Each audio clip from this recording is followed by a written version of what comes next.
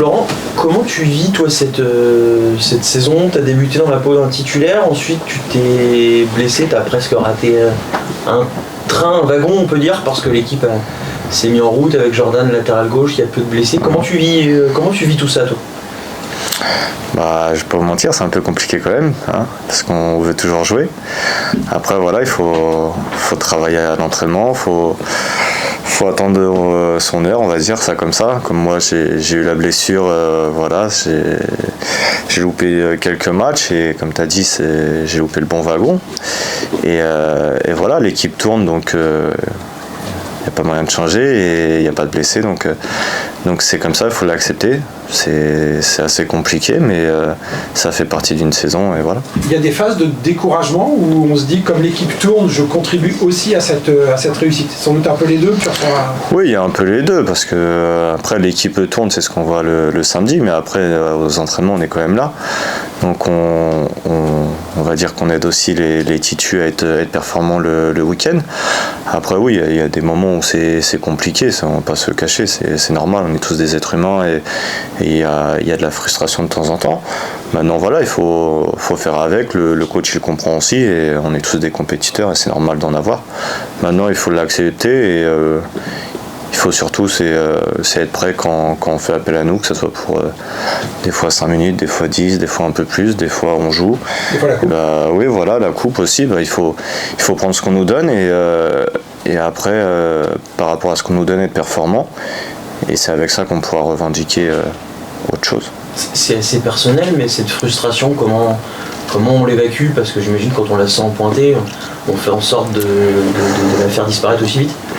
Ouais, cette frustration, on va dire qu'elle est souvent là quand il y a le week-end, quand c'est le samedi, quand on voit les copains jouer et que nous on est assis sur le banc. Mais voilà, c'est, on va dire, désolé, c'est surtout à l'échauffement quand on les voit s'échauffer. Après voilà, quand le match il commence, on est tous dedans et on est préparé à rentrer à n'importe quel moment.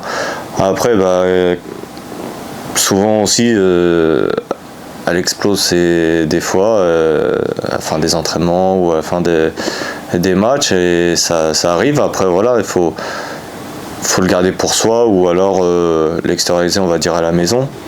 C'est souvent la famille qui prend un petit peu, c'est compliqué pour eux aussi.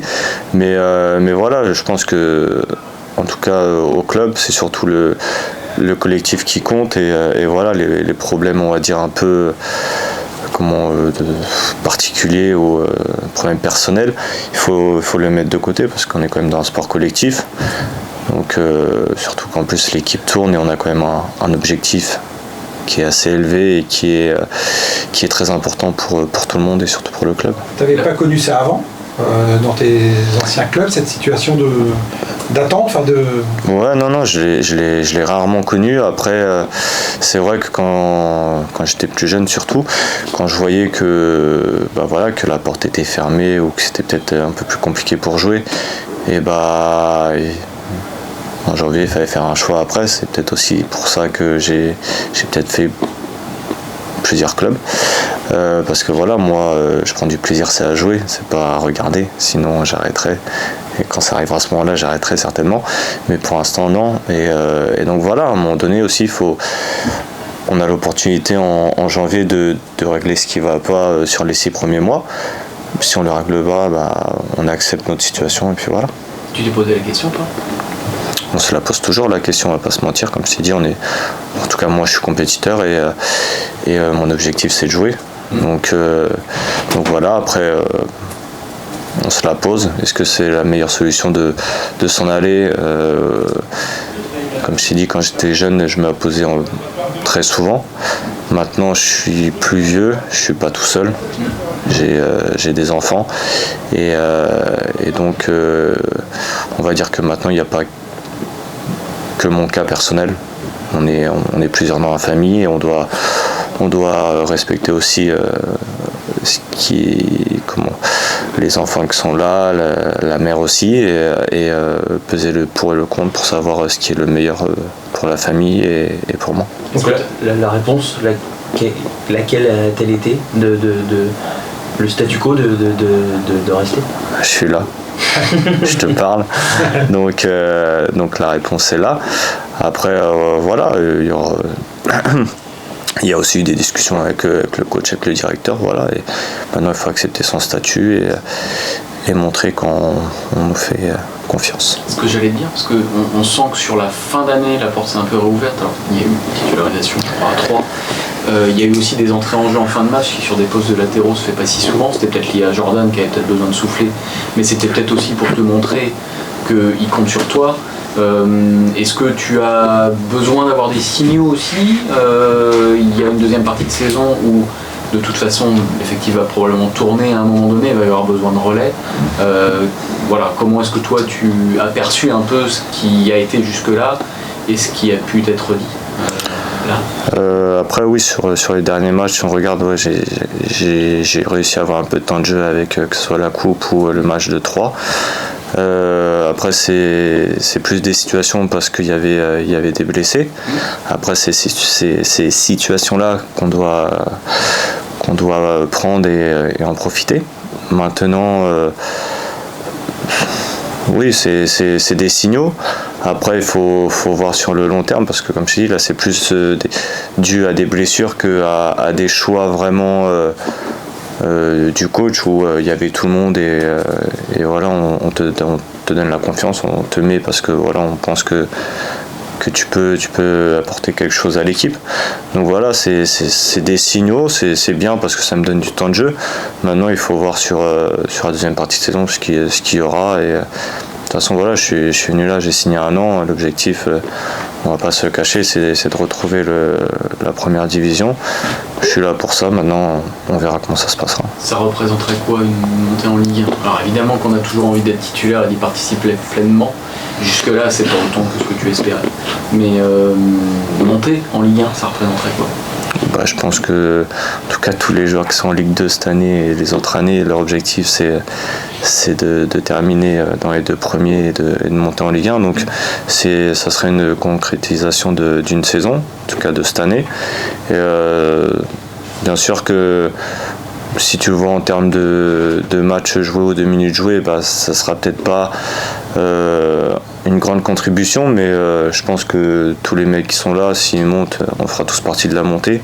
Et je pense que tu peux demander à tous ceux qui sont titus si nous on n'est pas là pour s'entraîner avec eux. Je pense que c'est pas la même saison non plus. Et à titre personnel, après tous ces... Après pour moi...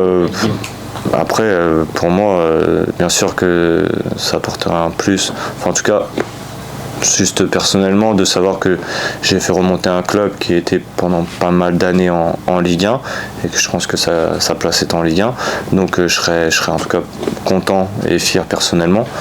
Après, voilà, rien de plus. Je vais pas être, je serais content, pas qu'à moitié content parce que j'aurais fait une petite partie des matchs ou quoi que ce soit. Non, je serais content parce qu'on est un groupe et on veut tous monter. Donc sur ça, il y a pas de, il y a rien de spécial. T'as déjà vécu une montée? Ouais, j'en ai vécu 2 avec le Havre quand ils sont montés, mais j'étais jeune, j'étais pas pareil dans le groupe. Je m'entraînais, on va dire. Donc je l'ai fait avec les Revaux, les Gilets et les Waro. Donc j'ai vu ce que ça faisait, l'ambiance que c'était, et franchement c'est beau à vivre. Et après je l'ai fait aussi au Portugal avec une équipe de 2e division qui était descendue, on est remonté directement après. Là, tu sens que l'état d'esprit avant d'attaquer la phase retour est vraiment focalisé sur cet objectif. La coupe est terminée de toute façon. Voilà, c'est ce que j'allais dire. Mais d'une certaine manière, c'est un objectif qui s'impose à vous là maintenant, vu la position, l'avance. C'est évident que vous y pensez. Ouais, voilà, comme tu as dit déjà, c'est notre seul objectif maintenant parce que la coupe, on a été éliminé. Donc oui, et puis on va pas se cacher non plus. On est premier à la trêve. Ça serait mentir de dire qu'on veut pas monter. Donc je pense que c'est bien aussi d'assumer les choses et de se fixer des objectifs hauts. Comme ça, au moins, on peut déjà regarder et voir par rapport à nos résultats ce qui nous manque ou ce qu'on a besoin de faire pour justement les atteindre. Qu'est-ce qui pourrait vous arriver qui vous empêcherait de monter? C'est quoi un peu les pièges ou les obstacles là, qui se tendent à vous? Être leader aujourd'hui, ça vous ouvre aussi d'autres problèmes. Est-ce que vous les avez un peu ciblés? Qu'est-ce qui aujourd'hui vous freine? Quand t'es leader, on va dire que as beaucoup de cibles dans le dos. Donc les équipes, on va dire que le leitmotiv il est trouvé. C'est les premiers du championnat. Voilà, clairement, on va les taper, on va les faire tomber, on va leur prendre des points. Voilà, on le sait. Mais je pense que même si on n'était pas premier, je pense que les équipes elles le disaient aussi parce que c'est une équipe qui descend de Ligue 1, je sais pas. Donc sur ça va pas changer grand chose. Après, ce qui peut nous arriver, c'est peut-être des blessures qu'on n'attendait pas ou des trucs comme ça, mais après, les blessures, déjà d'une, ça fait partie d'une saison. Et il y a quand même pas mal de gars qui sont là pour remplacer. Et on parle de mon cas, mais il y a beaucoup de joueurs aussi qui ne jouent pas beaucoup. Mais quand ils rentrent, à chaque fois, ils répondent présent. Donc je pense que même s'il y a des blessures, bien sûr que ça serait compliqué quand même pour l'équipe. Parce qu'on va pas se mentir, les 11 qui jouent, ils sont performants. Mais je pense qu'il y a du monde derrière pour répondre présent. L'excès de confiance, ça peut vous gagner ou pas? On ne l'a pas. Et tu connais bien le groupe, donc on ne l'a pas. Ouais. Clairement, on ne l'a pas. C'est pas un piège. Non, parce qu'on respecte vraiment toutes les équipes et on s'entraîne du premier entraînement que j'ai fait ici à maintenant. Il n'y a pas de différence. Il y a autant d'intensité, il y a autant d'envie et je pense que, en tout cas, avec le staff qu'on a, je pense pas qu'on va se prendre pour d'autres et se voir. Ils vous rappellent à l'ordre de temps en temps? Ouais, bien sûr, quand il dit quand il voit que l'entraînement c'est. Je vais le dire autrement, j'allais dire que c'est de la merde, il nous le fait savoir. Mais quand il doit nous remettre les points sur les i, les parts sur les t, il le fait. Parce que déjà c'est son rôle, en plus de choisir l'équipe, mais c'est aussi son rôle de garder tout le monde les pieds sur terre pour atteindre justement notre objectif.